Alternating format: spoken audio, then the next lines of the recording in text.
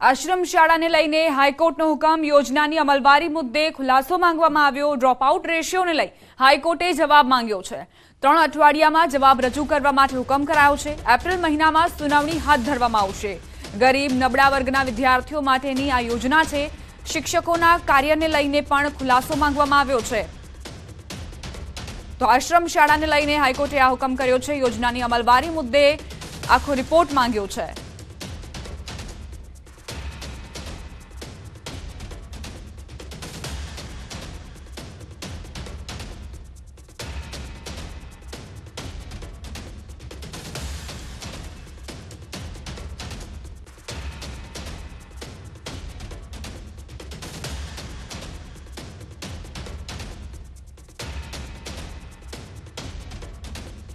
બનાસકાંઠાના થરાદમાં કેઆર ટ્રેડર્સમાંથી ધોરણ 7 અને 8ની સ્વાધ્યાય પુસ્તિકાઓ અને અન્ય સરકારી પુસ્તકો મળી આવતા શિક્ષણ વિભાગમાં ખળભળાટ મચી ગયો છે, જેને લઈ રાજ્ય શિક્ષણ મંત્રી પ્રફુલ પાનસેરિયાએ તપાસ કરીને જરૂરી પગલાં લેવાનું નિવેદન આપ્યું।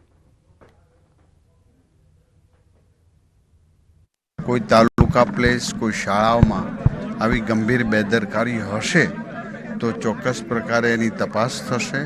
પુસ્તક નવા છે, જૂના છે, શું છે, બધું તપાસ થશે અને કોમ્પ્યુટરાઇઝ દ્વારા સરકાર એક બુક્સના અમારી પાસે એના કેલ્ક્યુલેશન છે, તો પણ જો આવું કંઈ બન્યું હોય તો ચોક્કસ અમે એક્શન લેશું। બીજી તરફ શિક્ષણ મંત્રીના નિવેદન બાદ જિલ્લા પ્રાથમિક શિક્ષણ અધિકારીએ ટીપીઓ અને બીઆરસીને તપાસના આદેશ પણ કર્યા। હાલ સ્થાનિક તંત્ર પુસ્તકોનો જથ્થો કે આર ટ્રેડર્સમાં ક્યાંથી પહોંચ્યો તે દિશામાં તપાસ આરંભી છે। तुरंत टीपीओसी और बीआरसी बने ने स्तर पर मोकली आपेल छे।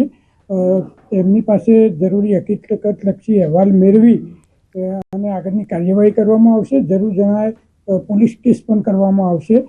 अत्यारे हाल टीपीओसी साथे वात थया मुजब पस्तीना जे दुकानना मालिक छे त्याथी નીકળી ગયા છે, એટલે હવે આ પુસ્તકો ક્યાંથી આવ્યા એની વિગતો હકીકતલક્ષી અહેવાલ ટીપીઓસી દ્વારા રજૂ થશે ત્યારે અમને જાણવા મળશે ને એ મુજબ આગળની કડક કાર્યવાહી કરવામાં આવશે।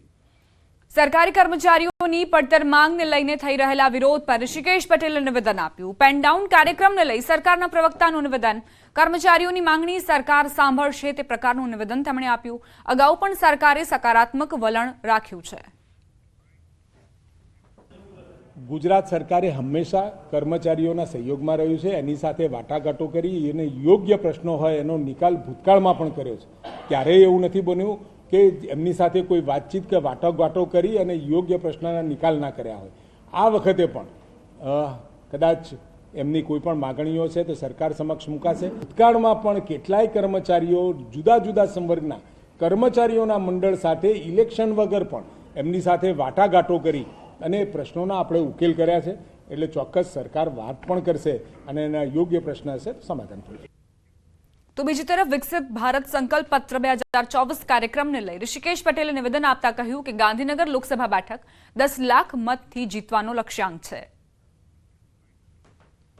આદરણીય અમિતભાઈ આટલા વ્યસ્ત શેડ્યુલમાં દેશમાં ઇન્ટરનલ અને આઉટર સિક્યોરિટીની પણ ચિંતા કરતા હોય એવા સમયે પણ વખતો વખત એ લોકસભામાં મુલાકાત લઈ અહીંયા એમના લોકસભા કાર્યાલયમાં પણ કોઈ પણ નાની મોટી રજૂઆત આવે તો એમના સુધી પહોંચે અને એ રજૂઆતનો યોગ્ય નિકાલ થાય એ પ્રકારનું સરસ મજાનું માળખું કદાચ કોઈ મળ્યું ના હોય પરંતુ એક એનો કાગળ પણ મળે તો એનો યોગ્ય નિકાલ અને યોગ્ય પ્રતિભાવ અને કામ થઈ જાય એ પ્રકારની જે વ્યવસ્થા કરી છે। પ્રત્યેક જણ, પ્રત્યેક ઘરનો એક વ્યક્તિ અમિતભાઈ શાહ સાહેબ સાથે જોડાયો છે, એટલે હું છું અમિતભાઈ એ સાથે કેમ્પેન અને 10 લાખ મતોનો ટાર્ગેટ અમે ચોક્કસ એચીવ કરીશું। હવે આગળ વાત કરીશું મહાશિવરાત્રીના મેળાની।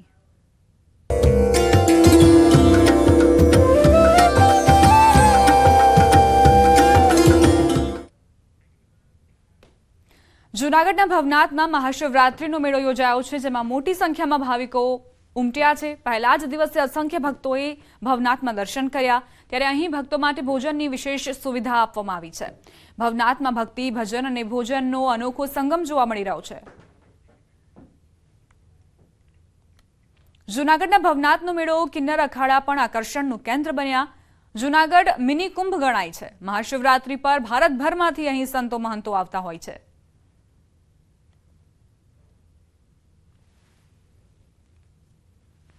શિવ શક્તિ અને સાધનાની ભૂમિ પર આજે ભવનાથનો મેળો અને આ ભવનાથના મેળામાં અલગ અલગ અખાડા દ્વારા જે ધૂણી ધખાવવામાં આવે છે, શિવ આરાધના કરવામાં આવે છે, શક્તિની આરાધના કરવામાં આવે છે. કિન્નર અખાડા પણ છે ભગવાનની આરાધના કરે છે. ત્યારે આપણી સાથે છે महामंडलेश्वर नंदगिरी जी. माता जी, आप भी शिव आराधना में शामिल होने के लिए उज्जैन से आए हो, क्या कहेंगे?